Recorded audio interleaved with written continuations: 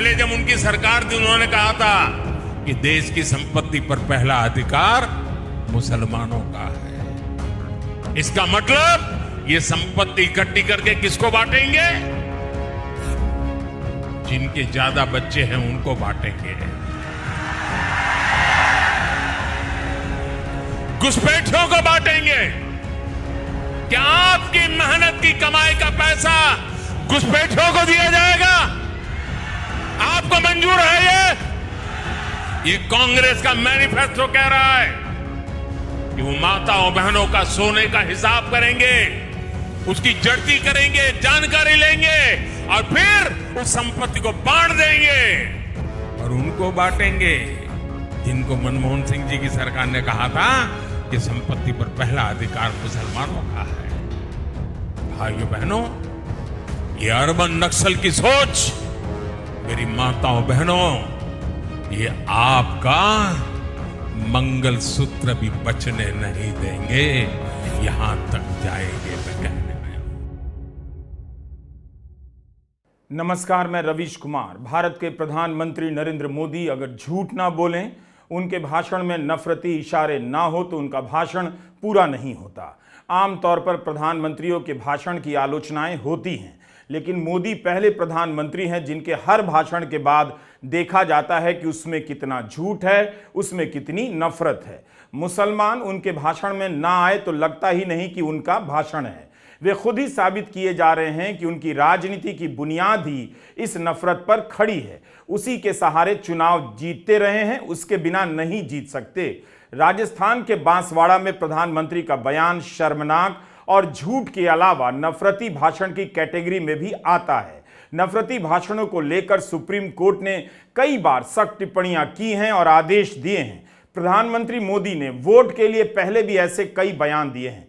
कभी कपड़ों से पहचानने की बात की है तो कभी इशारों इशारों में कुछ और कहा है। लेकिन इस बार उनका यह प्रयास और बयान बता रहा है कि वे 100 चुनाव जीत जाएं, लेकिन बिना मुसलमान, मुस्लिम लीग, मस्जिद के वे एक भाषण नहीं दे सकते हैं। हमने पहले के वीडियो में भी बताया है कि प्रधानमंत्री के भाषण से मुसलमान और मछली जैसे मुद्दे निकाल दिए जाएं तो कुछ भी नहीं बचता है। भारत माता की आप सभी को नमस्कार, राम राम। प्रधानमंत्री मोदी ने राजस्थान के बांसवाड़ा में यह बयान दिया है। बांसवाड़ा की आबादी 20 लाख से अधिक है और यहां जनजातीय समाज की बहुलता है। मीडिया में बांसवाड़ा की खबरें देखेंगे तो यही मिलेगा कि यहां गरीबी बहुत अधिक है, लोगों की कमाई कम है, कुपोषण की गंभीर समस्या है। ऐसी जगह पर उन्हें बताना चाहिए था कि आपकी कमाई कैसे बढ़ेगी। 10 साल में वे क्यों नहीं बढ़ा सके, तो मुसलमान की आबादी और मंगलसूत्र पर बोलकर आ गए।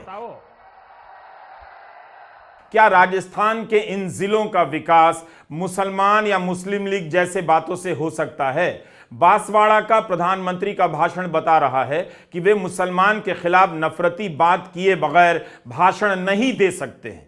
उनकी राजनीति का मूल ही यही है। द वायर ने रिपोर्ट किया है कि प्रधानमंत्री की वेबसाइट NarendraModi.in पर अंग्रेजी में इस भाषण का सार प्रकाशित किया गया है, लेकिन इसमें संपत्ति को मुसलमानों के बीच बांटने की बात नहीं है। केवल यही लिखा है कि महिलाओं का सोना बांट दिया जाएगा, लेकिन यह नहीं लिखा गया है कि मुसलमानों में मंगलसूत्र बांट दिया जाएगा। अंग्रेजी से क्यों हटाया गया, हैरानी जताई जा रही है। ट्विटर पर कई नागरिक चुनाव आयोग को उनका भाषण टैग कर सवाल पूछ रहे हैं। आयोग कब जगेगा, इस पर कार्रवाई कब होगी? लोग यह भी लिख रहे हैं कि क्या करेगा, उन्हें जवाब भी मालूम है।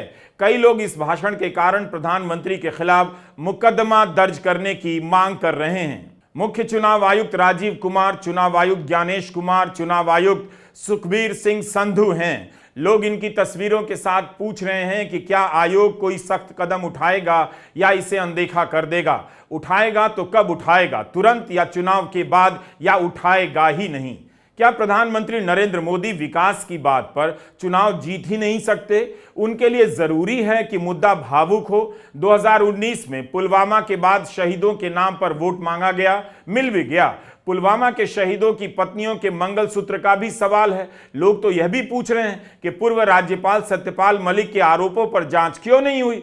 अगर मंगलसूत्र की इतनी चिंता थी तो प्रधानमंत्री ने उन आरोपों का जवाब क्यों नहीं दिया। 2024 के चुनाव में बेरोजगार युवाओं में भावुकता पैदा नहीं हो पा रही है। इसके पीछे यह भी वजह हो सकती है कि युवाओं के गाल सूख गए हैं, पेट धंस गया है। वे अब और मुस्लिम नफरत के नाम पर अपनी गाल नहीं बजा सकते, सीना नहीं फुला पा रहे हैं। घर तो चल नहीं रहा, इन नफरतों से क्या देश चला लेंगे। प्रधानमंत्री के भाषण का यह हिस्सा अपने YouTube चैनल के वीडियो में इस्तेमाल करते हुए मुझे वाकई शर्म आ रही है। उम्मीद है आपको भी देखते हुए और सुनते हुए मुझसे भी ज्यादा शर्म आएगी। पहले जब उनकी सरकार थी उन्होंने कहा था कि देश की संपत्ति पर पहला अधिकार मुसलमानों का है। इसका मतलब ये संपत्ति इकट्ठी करके किसको बांटेंगे? जिनके ज्यादा बच्चे हैं उनको बांटेंगे। घुसपैठियों को बांटेंगे। क्या आपकी मेहनत की कमाई का पैसा घुसपैठियों को दिया जाएगा? आपको मंजूर है? ये कांग्रेस का मैनिफेस्टो कह रहा है कि वो माताओं बहनों का सोने का हिसाब करेंगे, उसकी जड़ती करेंगे, जानकारी लेंगे और फिर उस संपत्ति को बांट देंगे। और उनको बांटेंगे जिनको मनमोहन सिंह जी की सरकार ने कहा था कि संपत्ति पर पहला अधिकार मुसलमानों का है। भाइयों बहनों, ये अर्बन नक्सल की सोच, मेरी माताओं बहनों, ये आपका मंगलसूत्र भी बचने नहीं देंगे, यहां तक जाएंगे मैं कहने आया हूं। इस भाषण में कई झूठ हैं, मगर नफरत एक के खिलाफ है। झूठ है कांग्रेस के मैनिफेस्टो को लेकर, झूठ है आबादी को लेकर, झूठ है मंगलसूत्र को लेकर, झूठ है संपत्ति बांटने को लेकर, और नफरत है मुसलमानों के खिलाफ। हम इस वीडियो में हर झूठ का पर्दाफाश करेंगे। इसे बार बार किए जाने की जरूरत है, क्योंकि ये लोग हर बार जब कुछ नहीं बचता है, मिलता है, तो इसी तरह की बातें फैलाने लग जाते हैं। आप इस वीडियो को पूरा देखिएगा और दूसरों को भी पकड़कर दिखाइएगा, क्योंकि हाउसिंग सोसाइटी वाले अंकल सब इसी तरह का झूठ दिन भर व्हाट्सएप यूनिवर्सिटी में फैलाते रहते हैं। जिन अंकिलों ने मुसलमानों के खिलाफ नफरत फैलाने में 10 साल लगा दिए, उनकी भी हालत बहुत खराब है, मगर अब वे इस नफरत के बिना जी नहीं सकते। आपके घर में अगर ऐसा कोई भी अंकिल है तो उससे सावधान रहिए और मेरा वीडियो दिखाइए। अंकिल की उम्र 40 से 50 साल की भी हो सकती है और 60 साल से अधिक की भी। क्या कांग्रेस ने अपने मैनिफेस्टो में ऐसा कुछ भी कहा है कि मंगलसूत्र बांट देंगे? पार्टियां तो मंगलसूत्र देने का वादा करती हैं, छीन कर बांटने की बात इस देश में कौन करेगा? प्रधानमंत्री ने कहा है, एक बार फिर से आप सुन लीजिए, हम पढ़ रहे हैं। ये कांग्रेस का मैनिफेस्टो कह रहा है कि वो माताओं बहनों के सोने का हिसाब करेंगे, उसकी जड़ती करेंगे, जानकारी लेंगे और फिर उसको बांट देंगे। माताओं बहनों, ये आपका मंगलसूत्र भी नहीं बचने देंगे। हमने भी कांग्रेस का मैनिफेस्टो देखा। कांग्रेस ने अपने मैनिफेस्टो में कहीं नहीं कहा है कि वह माताओं बहनों के सोने का हिसाब करेगी और फिर उसे बांट देगी। कोई भी पार्टी ऐसा नहीं कह सकती, लेकिन प्रधानमंत्री मोदी इस तरह का झूठ बोल सकते हैं। जरूर कांग्रेस ने यह वादा किया है कि गरीब महिलाओं को साल में 1 लाख रुपया दिया जाएगा। प्रधानमंत्री मोदी जानते हैं कि यह बात अगर गरीब महिलाओं तक पहुंच गई कि कांग्रेस साल में 1 लाख रुपया देगी तो उनका हिंदू वोट खत्म हो सकता है। तो जब भारत का इतना विकास हो ही गया है तो प्रधानमंत्री मोदी को भी कहना चाहिए कि वे तो कांग्रेस से भी ज्यादा देंगे, महिलाओं को 1 नहीं 2 लाख देंगे। मगर यहां वे कुछ भी देने का वादा नहीं करते, बल्कि गरीब महिलाओं के मन में मुसलमानों को लेकर डर पैदा करते हैं कि कांग्रेस उनका मंगलसूत्र लेकर मुसलमानों को दे देगी। यह आपके प्रधानमंत्री का स्तर है। हमने कांग्रेस का घोषणा पत्र ठीक से पढ़ा है, एक एक शब्द। अव्वल तो उसमें कहीं भी मुसलमान और हिंदू शब्द का जिक्र नहीं, फिर मंगलसूत्र या माताओं बहनों के सोने का हिसाब किया जाएगा उसका भी नहीं, बिल्कुल नहीं है। आप याद कीजिए नोटबंदी की खबरों को। माताओं और बहनों की मेहनत की कमाई और बचत मिट्टी हो गई। प्रधानमंत्री मोदी ने उनके वर्षों के बचाए हुए रुपयों को मिट्टी कर दिया। आज तक उन्होंने इसका अफसोस नहीं जताया, ना महिलाओं से माफी मांगी। जिस व्यक्ति की नोटबंदी ने माताओं बहनों की कमाई खत्म कर दी, परिवार का गुप्त पैसा नष्ट कर दिया, वही व्यक्ति अब उन्हीं माताओं बहनों को मुसलमान के नाम पर डरा रहा है कि कांग्रेस उनके मंगलसूत्र ले लेगी और मुसलमानों में बांट देगी। जबकि 2016 के साल में कितनी ही महिलाओं के 10,000, तो किसी के 50,000, तो किसी के लाख और किसी के इससे भी ज्यादा मिट्टी हो गए।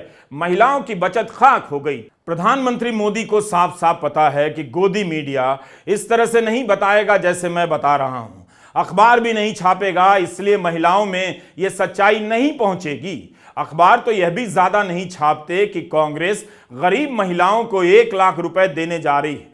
उल्टा अब डर फैला दिया जाएगा कि कांग्रेस मंगलसूत्र छीनने जा रही है। पूरी तरह से झूठी बात है। देश के प्रधानमंत्री ने आज फिर झूठ बोला। एक चुनाव जीतने के लिए आप झूठ पे झूठ परोसते चले जाओगे जनता को। चलिए, आपकी गारंटियां झूठी, आपके जुमले झूठे, आपके वादे झूठे। अब देश को हिंदू मुसलमान के नाम पर आप झूठ परोस कर बांट रहे हैं। कांग्रेस के मैनिफेस्टो में कहीं भी, मैं ये चुनौती करता हूं प्रधानमंत्री को, कहीं मुसलमान या हिंदू कोई इस तरह का शब्द हो तो हमें बताएं। आमतौर पर कांग्रेस प्रधानमंत्री के ऐसे बयानों को हवा नहीं देती है। उसे लगता है कि मुद्दा भटक जाएगा, उनकी जाल में फंस जाएंगे। इसके बजाय कांग्रेस अपने मुद्दों पर जोर देती है। लेकिन इस बार कांग्रेस के कई नेताओं ने इस झूठ और नफरत का पुरजोर खंडन किया है। तुरंत ही सब ट्वीट करने लग गए। अभिषेक मनु सिंघवी, सलमान खुर्शीद और गुरदीप सप्पल ने इस मुद्दे पर चुनाव आयोग से मुलाकात की और कार्रवाई करने की मांग की है। कांग्रेस अध्यक्ष मल्लिकार्जुन खड़गे ने अपने भाषण में कहा है, प्रधानमंत्री मोदी से मिलने का समय मांगता हूं ताकि कांग्रेस के मैनिफेस्टो पर चर्चा कर सकें। राहुल गांधी और अन्य कांग्रेस नेताओं ने 21 अप्रैल की रात ही ट्वीट करना शुरू कर दिया। राहुल गांधी ने ट्वीट किया है कि पहले चरण के मतदान में निराशा हाथ लगने के बाद नरेंद्र मोदी के झूठ का स्तर इतना गिर गया है कि घबराकर वह अब जनता को मुद्दों से भटकाना चाहते हैं। कांग्रेस के क्रांतिकारी मैनिफेस्टो को मिल रहे अपार समर्थन के रुझान आने शुरू हो गए। देश अब अपने मुद्दों पर वोट करेगा, अपने रोजगार, अपने परिवार और अपने भविष्य के लिए वोट करेगा। भारत भटकेगा नहीं। प्रधानमंत्री मोदी को दिखाना चाहिए कि कांग्रेस के मैनिफेस्टो में कहां लिखा है कि हिंदू औरतों का मंगलसूत्र या सोना लेकर मुसलमानों को दिया जाएगा। हमने तो बहुत खोजा। आप कांग्रेस की वेबसाइट पर जाइए, वहां घोषणा पत्र मिलेगा, खुद पढ़िए। हम अपने YouTube चैनल के डिस्क्रिप्शन में घोषणा पत्र का लिंक भी डाल देंगे, आप देखिए। आपने जो कहा है ना, आपने मर्यादा की वो सीमा लांघी है जो पाप है। मंगलसूत्र पे आपने बोला है, आपकी हिम्मत कैसे हुई मंगलसूत्र पर बोलने की? आपने कहा कि कांग्रेस के मैनिफेस्टो में लिखा है कि आपका मंगलसूत्र भी वो लोगों में बांट देंगे। कांग्रेस के मैनिफेस्टो में मैं चुनौती से आपसे कहती हूं, ऐसी कहां पर कौन सा मैनिफेस्टो आप पढ़ रहे हैं जिसमें ऐसी बात लिखी है? कहां लिखा है कि हम लोगों की संपत्ति लेकर बांट देंगे? किस तरह की बौखलाहट है ये कि आप निरंतर झूठ बोल रहे हैं? एक संप्रदाय को लेकर झूठ बोलते हैं, हमारे मैनिफेस्टो को लेकर झूठ बोलते हैं। बहुत सोच समझकर यह झूठ बोला गया है ताकि मंगलसूत्र वाली बात आग की तरफ फैल जाए। क्या बीजेपी इस बात का काउंटर करना चाहती है कि कांग्रेस महिलाओं को 1 लाख रुपए साल में देगी, वो किसी तरह ना फैले, उसका यह झूठ फैल जाए कि मंगलसूत्र लेकर मुसलमानों में बांटा जाएगा? दरअसल प्रधानमंत्री मोदी ने हिंदू महिलाओं और मुस्लिम महिलाओं दोनों का अपमान किया है।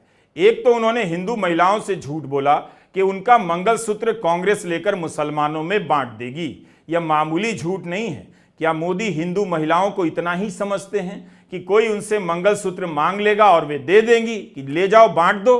क्या कोई सरकार चाहेगी तो उनसे मंगलसूत्र ले सकती है? दूसरा, क्या उन्होंने मुस्लिम महिलाओं को इतना ही जाना है कि वे अपनी हिंदू बहनों के सुहाग के प्रतीक मंगलसूत्र को लेकर पहन लेंगी? मुसलमानों में मंगलसूत्र का रिवाज नहीं होता, मगर सिंदूर और मंगलसूत्र कई जगहों पर मुस्लिम महिलाओं के जीवन में प्रवेश कर चुका है। क्या उनका ईमान कह पाएगा कि किसी हिंदू महिला का पहना हुआ मंगलसूत्र वो पहन लें? जो हो नहीं सकता, जो किया नहीं जा सकता, उसे लेकर भी प्रधानमंत्री झूठ बोल सकते हैं। मर्दों को सांप्रदायिक बनाया गया, उनके बेटे बेरोजगार हो गए, अब औरतों को सांप्रदायिक बनाया जा रहा है। यह बहुत खतरनाक है। मोदी समझ रहे हैं कि इन महिलाओं में अगर कांग्रेस का वादा पहुंच गया कि हर साल गरीब महिला को 1 लाख मिलेगा तो मुश्किल हो सकती है। इसीलिए ये झूठ फैला दो कि कांग्रेस महिलाओं के मंगलसूत्र ले रही है ताकि महिलाएं डर जाएं और भाजपा के पास आ जाएं। यह 6 मार्च की खबर है फाइनेंशियल एक्सप्रेस की। पिछले 4 साल में सोना और गहना गिरवी रखकर पैसा उधार लेने वालों का आंकड़ा काफी बढ़ गया है, 206% तक बढ़ गया है। इतना बढ़ा कि भारतीय रिजर्व बैंक के कान खड़े हो गए।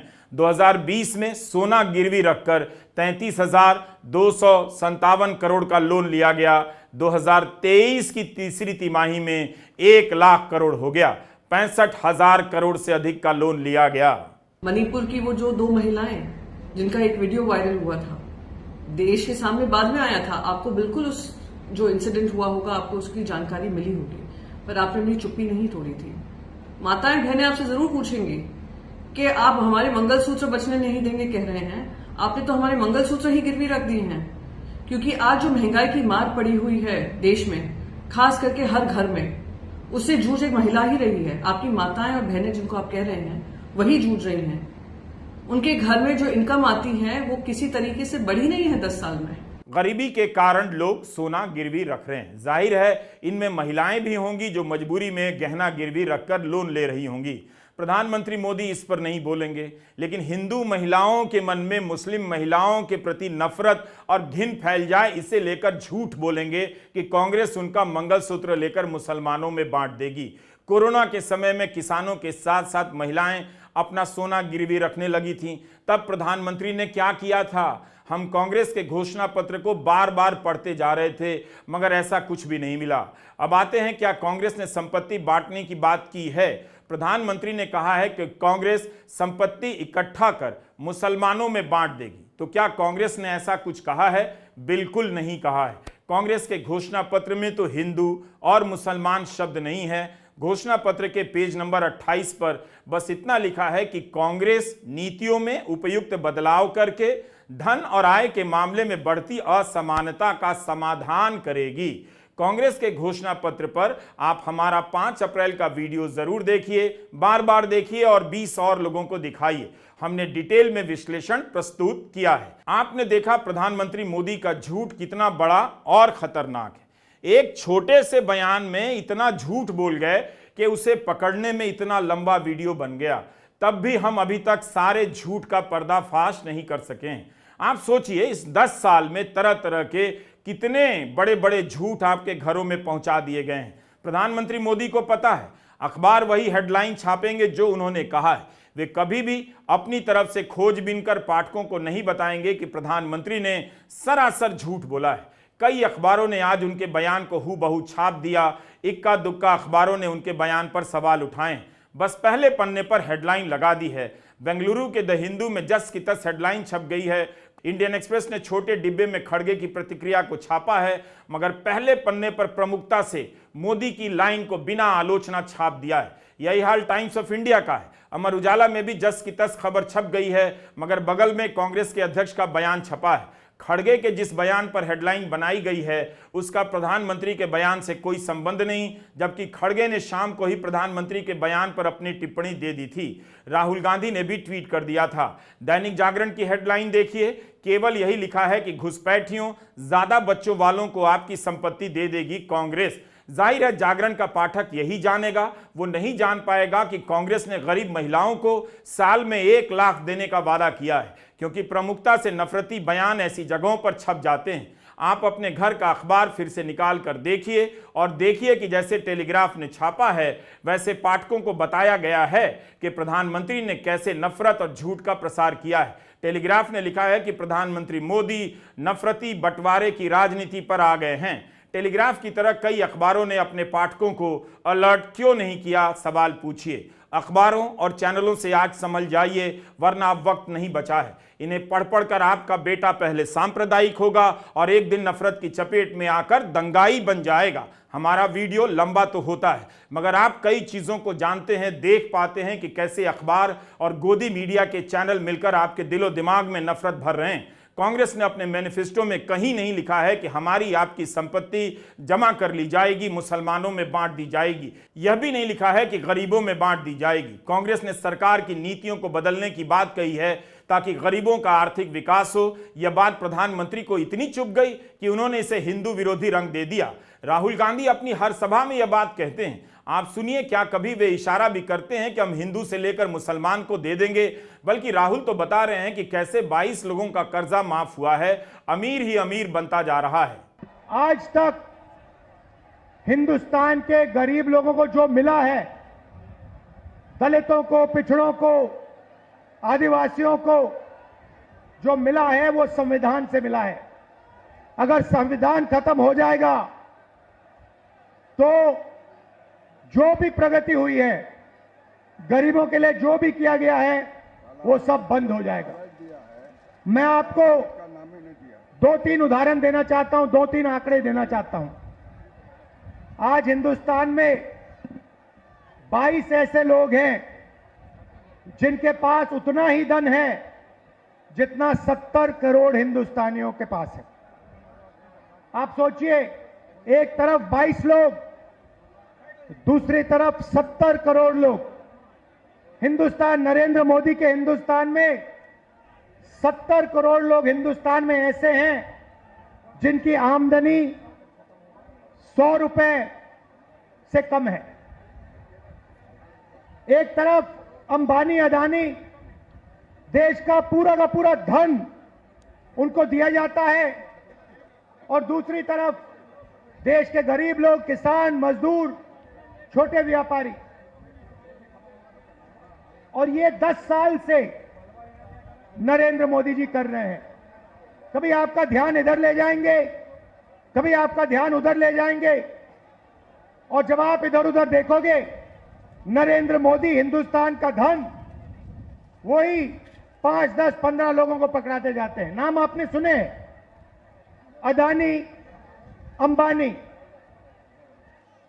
आपसे गुजारिश है कि आप आर्थिक समानता और कांग्रेस के मैनिफेस्टो पर हमारे दोनों वीडियो जरूर देखें। 5 अप्रैल और 15 अप्रैल के हमारे एपिसोड में आप दोनों दलों के मैनिफेस्टो पर हमारा शो देख सकते हैं। उसमें बताया गया है कि कैसे मोदी राज में अमीर ही अमीर हुए, आम आदमी, मिडिल क्लास और गरीब की हालत खराब हुई है। क्या आप ऐसा देश देखना चाहते हैं जिसमें 70% आबादी गरीब रहे, उसके पास जितना धन हो, कुल संपत्ति हो, उसे मिलाकर उससे भी ज्यादा धन 1% आबादी के पास हो? क्या यह अच्छी बात है? अगर कांग्रेस ने बदलने की बात कही है, अपनी नीतियों को ठीक करने की बात कही है, तो इसमें गलत क्या है? लेकिन कांग्रेस ने तो कहीं नहीं कहा कि मंगलसूत्र लेकर मुसलमानों को बांटेंगे।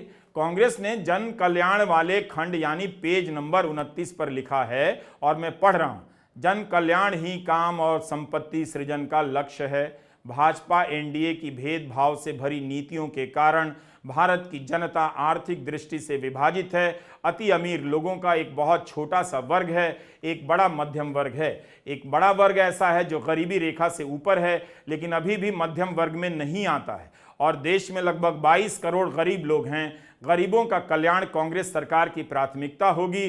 कांग्रेस का यह प्रयास होगा कि अगले 10 वर्षों में गरीबी रेखा से नीचे रहने वाले 22 करोड़ लोगों को गरीबी रेखा से ऊपर उठाया जाए। वे शिक्षा, स्वास्थ्य, आवास, पेयजल, स्वच्छता, बिजली और सबसे ऊपर नौकरियों, कार्यों के अवसरों और सुविधाओं का लाभ उठाने में सक्षम हो, और उन्हें आर्थिक रूप से ऊंचे स्थान पर मौजूद अन्य लोगों के साथ प्रतिस्पर्धा करने के लिए मजबूत और आत्मनिर्भर बनाया जाएगा। इसमें तो गरीबों की भलाई के लिए नीतियां बनाने की बात की गई है। क्या ऐसा भारत आपको चाहिए जहां सिर्फ अंबानी और अदानी हो, आम लोगों के पास इतना भी पैसा ना हो कि वे अपने बच्चों को आईआईटी और आईआईएम की फीस देकर पढ़ा सकें? कितनी महंगी फीस हो गई है पता कीजिए। अगर कांग्रेस इसे ठीक नहीं करेगी तो उसे वोट किस लिए मिलेगा? जब वो इसी बात पर बीजेपी की आलोचना करती है कि मोदी राज में अमीर ही केवल अमीर हुआ है, तो उसका राज कैसे अलग होगा वो तो बताना पड़ेगा। कांग्रेस ने कहा है कि नीतियां बनाएंगे, ये तो कहा ही नहीं कि हिंदू माताओं बहनों से सोना लेकर, मंगलसूत्र लेकर मुसलमानों में बांटेंगे। इसी तरह प्रधानमंत्री ने अजमेर की रैली में कह दिया, कांग्रेस का मैनिफेस्टो मुस्लिम लीग की सोच से भरा है। क्या कांग्रेस ऐसा कर भी सकती है? कोई भी राजनीतिक दल ऐसा नहीं करेगा। लेकिन प्रधानमंत्री के इस झूठ पर आप हमारा 8 अप्रैल का वीडियो जरूर देखिएगा। पता चलेगा कि किस तरह से हिंदू समाज से मुसलमान के नाम पर झूठ बोला जा रहा है। आप देखिए, हर पन्ने पर भारत के टुकड़े करने की बू आ रही है। कांग्रेस के घोषणा पत्र में वही सोच झलकती है जो सोच आजादी के समय मुस्लिम लीग में थी। इस झूठ पर भी प्रधानमंत्री मोदी ने कोई जवाब नहीं दिया है। ना चुनाव आयोग ने उन्हें किसी प्रकार की हिदायत या चेतावनी दी है। आपको याद होगा, भारत सरकार में सचिव पद से इस्तीफा देने के 24 घंटे के भीतर अरुण गोयल को चुनाव आयुक्त बना दिया गया। उनकी नियुक्ति को जब सुप्रीम कोर्ट में चुनौती दी गई, तब कोर्ट ने कहा कि चुनाव आयुक्त ऐसा होना चाहिए जो प्रधानमंत्री के खिलाफ भी कार्रवाई कर सके। वह किसी का यस मैन नहीं हो सकता। अब चुनाव आयोग पर निर्भर करता है कि वह जनता के बीच अपनी कैसी छवि पेश करता है। 2019 के चुनाव में यूपी के मुख्यमंत्री योगी आदित्यनाथ ने इतना भर कह दिया कि विपक्षी पार्टियों की आस्था अली में है तो हमारी आस्था बजरंगबली में है। चुनाव आयोग ने योगी आदित्यनाथ के प्रचार करने पर 3 दिनों तक की रोक लगा दी। मेनका गांधी ने मुसलमान मतदाताओं से कह दिया कि आपके वोट के बिना भी जीत जाऊंगी। चुनाव आयोग ने इसे नफरती माना और उन पर भी 3 दिन तक प्रचार करने से रोक लगा दिया गया। आज वही गिरिराज सिंह कह रहे हैं, जो देशद्रोही हैं, पाकिस्तान परस्त हैं, उसके पास वोट मांगने मत जाना। जो देशद्रोही हो,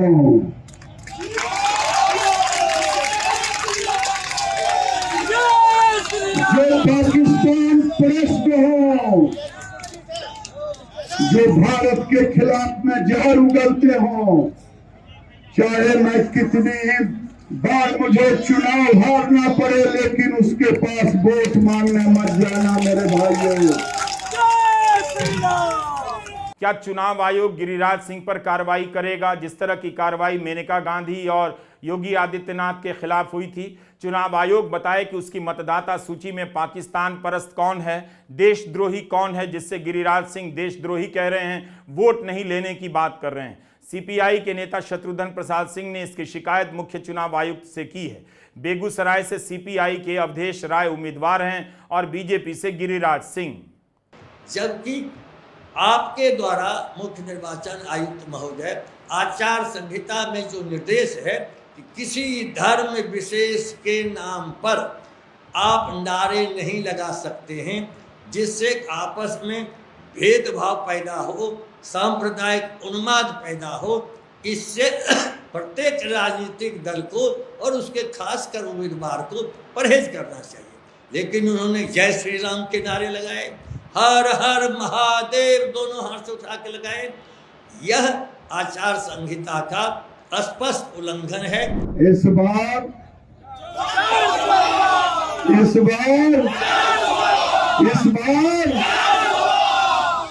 एक बार कह दो, जय श्री राम, जय श्री राम, हर हर महादेव। काश गिरिराज सिंह इन नारों के साथ साथ यह भी बता देते कि नारे लगाने वाले युवकों में से किसे किसे रोजगार मिल गया है, उनके संसदीय क्षेत्र में स्कूल कॉलेज की क्या हालत है, पढ़ाई का स्तर कितना बढ़ गया है। सवाल है कि मुख्य चुनाव आयुक्त कार्रवाई क्यों नहीं कर रहे हैं। जब अधिसूचना जारी हो रही थी तब तो उन्होंने धर्म के इस्तेमाल को लेकर कई सारी अच्छी बातें कही थी, अब कार्रवाई क्यों नहीं कर रहे हैं? We should inspire rather than divide. Issue-based campaign हो, hate speeches, religious speeches, private life का criticism is what is absolutely avoidable. People should be refraining from giving unverified and misleading advertisements or masquerading as an advertisement as a news. इसमें हमने editors को भी advisory issue की है। वो एक newspaper में बड़ा बड़ा ऊपर में छप जाता है कि इसकी लहर और उसकी लहर। अगर ऐसा है तो साफ साफ लिखें कि ये एडवर्टाइजमेंट है। Let it not pass through advertisement. We have issued these advisories. Now the time is during this election to go beyond advisories, take concrete action, for which in the advisories there are relevant sections of the acts which are also inbuilt. So notice is there, knowledge is there, sections are there. So please, our request is कि campaigning के दौरान please don't try to cross the red line. ये वैसे भी इसलिए जरूरी है that in this digital world जो भी एक बार मुंह से निकलता है उसका रिकॉर्ड तो 100 साल तक के लिए पैदा हो गया, वो बार बार चलता रहता है. So please avoid creating digital memory of bad words which are coming from your mouth. Please be civilized during the election. This is what is our advice. और एक बार जब लड़ाई झगड़ा होता है ना तो प्रेम का धागा टूट जाता है, और जब प्रेम का धागा टूट गया तो बड़ी मुश्किल होती है. There have been several complaints against the Prime Minister and Amit Shah, but none of the EC has not taken action against them. But you have taken action against the opposition leaders. 11 elections की सारे आरोप जितने हमारे पास आए हैं वो सबको एक बार पढ़िए. सबको पढ़ने के बाद सबके नोटिसेस देखिए जो हमने दिए हैं. उसमें जहां जहां कोई भी वायलेशन एस्टेब्लिश होता हो उस नोटिस के बाद जवाब आने के बाद भी हमने ऐसा नहीं है सब में कार्रवाई की है. We are very, as I said, they are kind of a moral censor which we have in the beginning issued.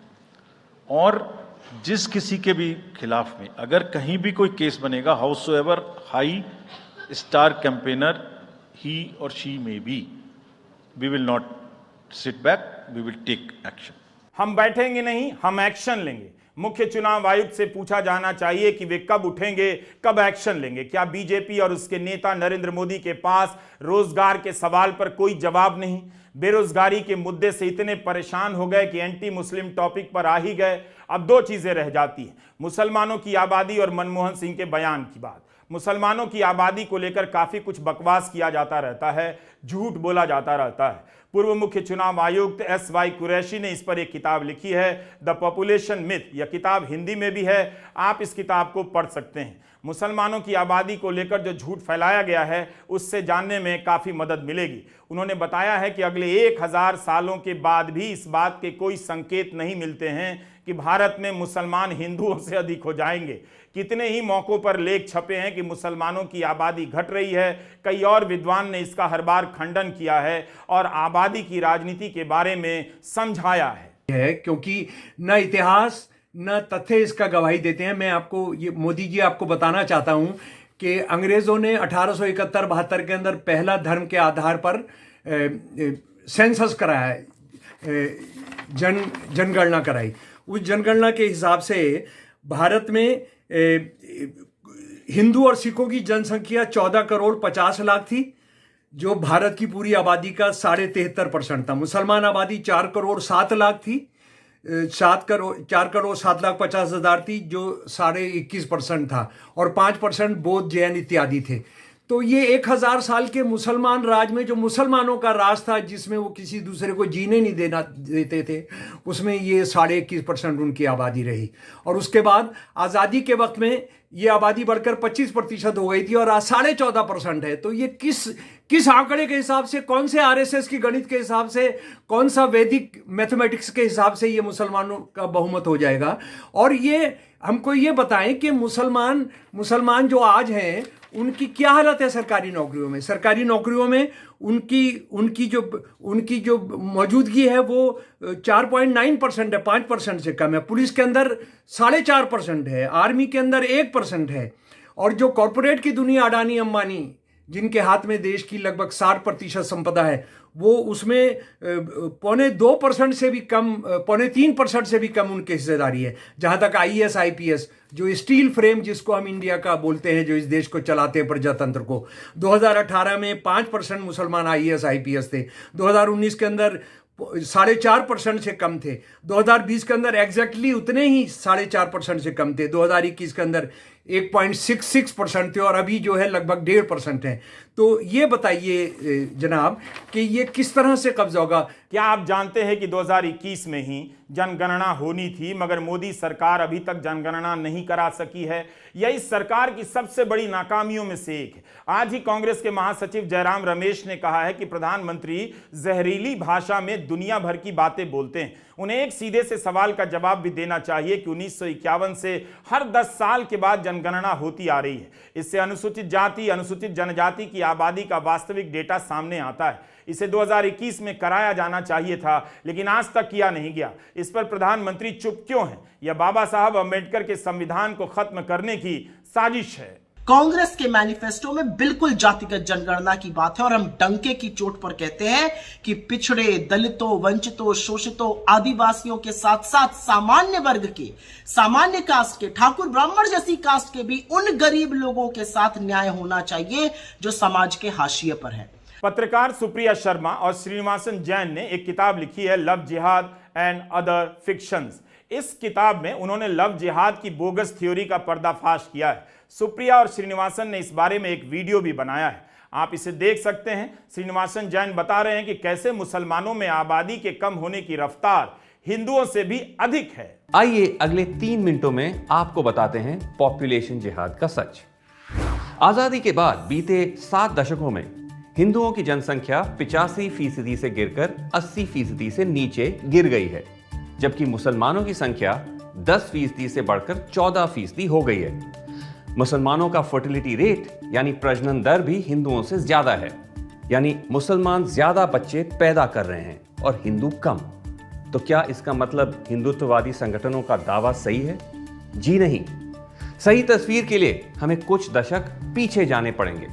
पिछले 2 बार की जनगणना के मुताबिक सभी धर्मों से जुड़े लोगों का वृद्धि दर यानी ग्रोथ रेट गिर रहा है।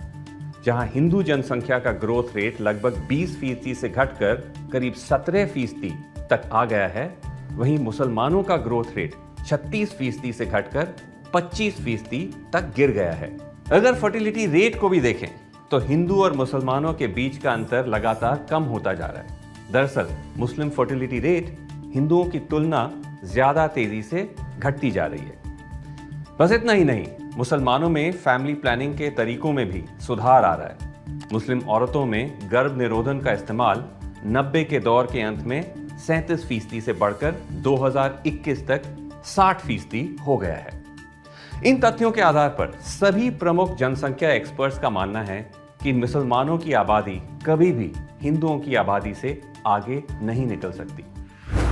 हिंदुत्ववादियों के सामने ये डेटा पेश करें तो वो बात बदल देते हैं और कहने लगते हैं कि देखिए, पड़ोसी देशों के मुसलमान भारत में घुसपैठ कर रहे हैं। और तो और सरकार के कई मंत्री भी हर वक्त ऐसे दावे करते रहते हैं। गृह मंत्री अमित शाह ने एक से एक अधिक मौकों पर कहा है कि घुसपैठी दीमक बनकर देश को खा रहे हैं।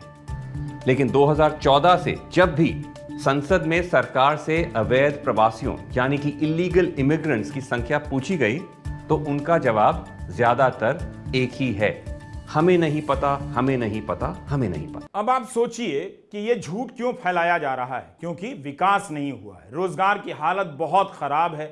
जिनके पास नौकरी है वे अपनी नौकरी में मरे जा रहे हैं। आपके बच्चों को, अंकिलों को सांप्रदायिक बनाने के लिए इस तरह के झूठ का इस्तेमाल हो रहा है ताकि यह चुनाव किसी तरह रोजगार, महंगाई और घटिया पढ़ाई के मुद्दे पर हो ही ना। प्रधानमंत्री जी 10 साल रह लिए, केवल हिंदू, मुसलमान, मंदिर, मस्जिद, बस यही काम, और कोई मतलब नहीं किसी चीज से। चाहते हैं आपस में भाई को लड़ाओ और लड़ा करके राज करो। इस बार पूरे देश की जनता मोदी जी को पहचान गई है। अब आते हैं एक और हिस्से पर। 9 दिसंबर 2006 को मनमोहन सिंह ने राष्ट्रीय विकास परिषद के एक कार्यक्रम में भाषण दिया, जिसे लेकर उस समय भी भाजपा ने विवाद खड़ा किया। कहा गया था कि प्रधानमंत्री मनमोहन सिंह कह रहे हैं कि धर्म के आधार पर गरीब तबके को बांटा जाएगा। इस समय देश में सच्चर कमेटी की रिपोर्ट को लेकर बहस चल रही थी। उसी दौरान उत्तर प्रदेश विधानसभा के चुनाव में मनमोहन सिंह के बयान को ऐसे पेश किया गया जैसे वे कह रहे हों कि देश की संपत्ति पर पहला अधिकार मुसलमानों का है, जबकि उनके बयान का दायरा व्यापक था और दूसरा था। मनमोहन सिंह ने सभी अल्पसंख्यक समुदायों के बारे में बात की थी, अनुसूचित जातियों, जनजातियों, पिछड़ा वर्ग, महिलाओं और बच्चों के बारे में कहा था कि विकास का फायदा उन तक पहुंचना चाहिए। जब भाजपा की ओर से इस बयान की निंदा हुई तब अगले दिन 10 दिसंबर 2006 को पीएमओ ने एक प्रेस रिलीज जारी की और बताया कि प्रधानमंत्री मनमोहन सिंह ने कई समुदायों को प्राथमिकता का क्षेत्र बताया है। उस बयान को सुनने पर साफ हो जाता है कि मनमोहन सिंह कह रहे हैं कि अलग अलग पिछड़े समुदायों और अल्पसंख्यक समुदायों में खास तौर पर मुसलमानों को इस तरह सशक्त किया जाए कि वे विकास में बराबरी के भागीदार बने। उन्होंने यह नहीं कहा कि देश की संपत्ति पर मुसलमानों का पहला हक है। इसी बयान को लेकर प्रधानमंत्री नरेंद्र मोदी ने अक्टूबर 2023 में भी ऐसा ही बयान दिया और तब भी कांग्रेस ने मनमोहन सिंह के पूरे बयान को ट्वीट किया। मगर आज फिर से भाजपा के आधिकारिक हैंडल से मनमोहन सिंह के भाषण का आधा अधूरा हिस्सा पेश किया जा रहा था। कांग्रेस के मैनिफेस्टो में मुस्लिम लीग नहीं, मगर प्रधानमंत्री मोदी को उसमें मुस्लिम लीग की सोच नजर आ गई। मंगलसूत्र का नाम तक नहीं, मगर प्रधानमंत्री मोदी को नजर आ गया कि माताओं बहनों के मंगलसूत्र को लेकर मुसलमानों में बांटा जाएगा। आबादी बढ़ने का दावा भी झूठ निकला। इसी बयान में घुसपैठिए का भी इस्तेमाल किया गया है। इन घुसपैठियों का भूत खड़ा किया जा रहा है। असम में इसी भूत के कारण जनता के करीब 1,500 करोड़ से अधिक रुपए मिट्टी में मिल गए, कई लोगों की जान चली गई। सरकार ने 1600 करोड़ रुपया खर्च कर दिया असम में एनआरसी कराने में और उससे निकला कुछ भी नहीं। यही नहीं, बीजेपी ने अपने घोषणा पत्र में सीएए के नियम लागू करने की बात की है, मगर एनआरसी की बात नहीं की है, उसका जिक्र तक नहीं है। 10 साल से मोदी सरकार सत्ता में है, इतना ही बता दे कि कितने घुसपैठिए आए, कितने घुसपैठिए चले गए। मुसलमानों की बात करते करते घुसपैठिया कहने लग जाते हैं। देश की 20 करोड़ आबादी के प्रति उनका यही सम्मान बचा है। प्रधानमंत्री मोदी अर्बन नक्सल का इस्तेमाल करने लग जाते हैं, लेकिन जब पूछा जाता है तब कहते हैं इसका रिकॉर्ड नहीं, हम नहीं जानते क्या है। मोदी सरकार ने ही मार्च 2020 में जवाब दिया था कि अर्बन नक्सल नाम के जुमले का प्रयोग भारत सरकार और गृह मंत्रालय नहीं करता है। टुकड़े टुकड़े गैंग पर भी गृह मंत्रालय ने यही कहा था। इस पर हमें कोई जानकारी नहीं है, लेकिन प्रधानमंत्री मोदी कांग्रेस को अपने भाषणों में टुकड़े टुकड़े गैंग कह रहे हैं, अर्बन नक्सल का इस्तेमाल कर रहे हैं। जिस जेएनयू को बदनाम करने के लिए अर्बन नक्सल और टुकड़े टुकड़े गैंग का जुमला गढ़ा गया, उसी की वाइस चांसलर ने एक इंटरव्यू में कहा है, और यह इंटरव्यू जागरण में छपा है, कि जेएनयू कभी भी टुकड़े टुकड़े गैंग का हिस्सा नहीं रहा। 2024 की लड़ाई बहुत अलग है। इस चुनाव में बेरोजगारी की साख दांव पर लग गई है। अगर यह मुद्दा इस चुनाव में हार गया तब फिर इस देश के नौजवान कभी भी अपनी बेरोजगारी के सवाल पर राजनीतिक दलों को चेतावनी नहीं दे पाएंगे, उनसे सवाल नहीं पूछ पाएंगे। नेता ही उनकी बेरोजगारी का मजाक उड़ाने लग जाएंगे। कहेंगे नौकरी करोगे, मंदिर बनवा दिया है, मंदिर जाओ, लौटकर मतदान केंद्र जाओ, हमें वोट दो और भूल जाओ। 10 साल बाद मोदी इन मुद्दों पर बोलने की स्थिति में नहीं है तो मुसलमान को ले आए हैं। क्या प्रधानमंत्री के भाषण का ऐसा स्तर होना चाहिए? प्रधानमंत्री को छोड़िए, क्या यह किसी मतदाता का स्तर होना चाहिए कि वह तपती धूप में बैठकर इस तरह के अनर्गल भाषण सुने? क्या मतदाता को नहीं लगना चाहिए कि यह उसका अपमान है? उसे लगना चाहिए। नमस्कार, मैं रवीश कुमार।